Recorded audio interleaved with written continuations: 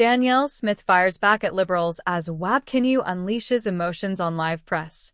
Alberta Premier Danielle Smith has firmly rejected accusations that her government failed to act decisively during the devastating Jasper wildfire. A recent report alleged that her administration delayed its response, worsening the impact of the blaze. However, Smith pushed back, accusing the report's authors of bias and insisting that Alberta only became involved once a formal request for assistance was made by federal officials, by which time the fire had already raged out of control. She laid the blame on Parks Canada, arguing that federal mismanagement, outdated forest policies, and bureaucratic delays were the real culprits. Smith's defense wasn't just a rebuttal, it was a calculated counterattack. In her view, Alberta didn't fail, Ottawa did.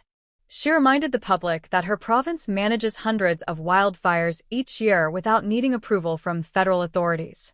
Her message was clear. Alberta is more than capable, and any delays in Jasper were due to federal indecision and a lack of preparedness. Smith's remarks weren't just meant for journalists. They were a direct challenge to the federal government's credibility and competence. Further compounding the issue, the Jasper wildfire had catastrophic consequences: homes destroyed, evacuations ordered, and widespread disruption to the local economy. Many displaced families are still waiting for promised support, and there's growing frustration over slow housing reconstruction and bureaucratic gridlock. Smith's government has been accused of approving far fewer replacement housing units than initially pledged, with temporary shelters still housing many. Her critics argue that behind the bold rhetoric lies an uncomfortable truth. Many Albertans are still without answers or homes. While Smith was engaged in a war of words with federal officials, another political firestorm was erupting in Manitoba. Premier Wab Kinew found himself on the defensive during a press conference when asked about the prolonged delay in calling a by-election for the Spruce Woods riding. Rather than providing a clear answer, Kinew appeared visibly annoyed and accused the reporter of political bias. His defensive posture and lack of a direct response drew sharp criticism and quickly gained attention online. For a premier who campaigned on transparency and accountability, the moment struck many as disingenuous. Instead of addressing the concern of leaving an entire riding without elected representation, Kinew seemed more interested in silencing criticism. The longer the seat remains vacant, the louder the accusations of political maneuvering become. Many Manitobans, particularly in rural communities, see the delay as an intentional stall tactic and a sign that their voices are being sidelined. As provincial leaders navigate controversy, Canada's housing market continues to unravel beneath the surface. National statistics may present a stable picture, but beneath that are deep regional fractures.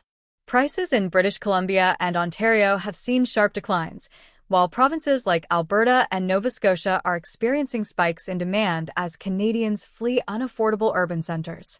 This migration is creating intense pressure in smaller markets, where homes once priced for working families are now hot commodities in bidding wars. First-time homebuyers are being squeezed out. With interest rates still high and housing inventory tight, young Canadians are finding themselves shut out of the market altogether. Modest single-family homes are now triggering the kind of frantic competition once seen only in luxury real estate. Promises from all levels of government to build more homes remain mostly unfulfilled, as zoning restrictions, labor shortages, and material costs slow development. What's emerging is a housing system that feels rigged, declining in value for some, entirely inaccessible for others. Meanwhile, a bizarre turn of events in the federal Battle River, Crowfoot by-election has captured national attention. Over 100 fringe candidates have filed to run, crowding the ballot with names unfamiliar to most voters. The strategy, known informally as ballot flooding, appears to be a coordinated attempt to confuse the electorate and protest the country's first-past-the-post voting system. But many are concerned that such tactics undermine the seriousness of the democratic process. Pierre Poilievre, now seeking a new seat after losing an April snap election, has strongly condemned the move. He warned that it risks disenfranchising voters and turning elections into spectacles. While many agree that Canada's voting system needs reform, weaponizing ballots to make a point may erode trust rather than build consensus. Voter confusion, Reduced turnout, and the potential for long-term harm to democratic norms are now front and center in the national debate. At the municipal level, deep social strains are surfacing in cities like Vancouver. Once known for its beauty and livability, the city is now grappling with widespread urban disorder. Homelessness has risen dramatically, street violence is more common, and public spaces feel increasingly unsafe. Business owners and residents alike are voicing concern over deteriorating safety and a lack of consistent leadership from both municipal and provincial governments. In a particularly jarring recent incident, a man reportedly intoxicated and partially undressed caused chaos on a BC ferry with a sledgehammer. While unusual, the event was sadly not surprising to many frontline workers who have reported growing levels of aggression and erratic behavior from the public. These incidents reflect a broader crisis, one rooted in declining mental health support, inconsistent policing, and a breakdown in basic social norms.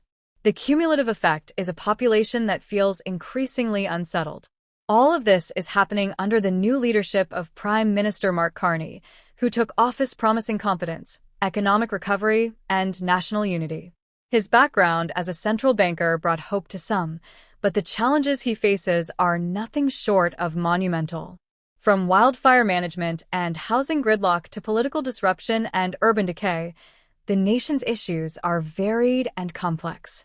Carney's calm, technocratic demeanor may offer reassurance to some, but others are asking whether he can respond with the speed and boldness required. The political atmosphere in Canada is growing more intense by the day. Smith is framing herself as the defender of provincial sovereignty, Kinew is stumbling under the weight of his own promises, and Carney is trying to balance pragmatism with urgent reform. Yet across the country, the public mood is shifting. Canadians are tired of finger-pointing, vague assurances, and leaders more focused on optics than outcomes. The demands are clear: solve the housing crisis, protect communities, clean up governance, and start delivering results. The coming months will be pivotal.